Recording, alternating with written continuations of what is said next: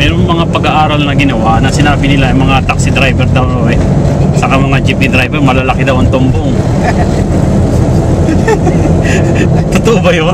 Ang sagot na yan. Puro kalokohan yung mga gumagawa ng sabi na scientificong pag-aaral. Ang mga driver ay mga titindi dahil naalog lagi yung mga tumbong nila kaya lumaki na.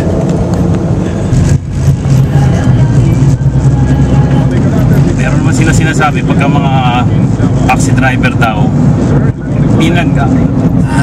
napanood ko sa TV kanina kay Michael Enriquez sa mga taxi driver daw sa mga jeepney driver ay malalaki daw ang tumbong dahil lagi nasa kalye.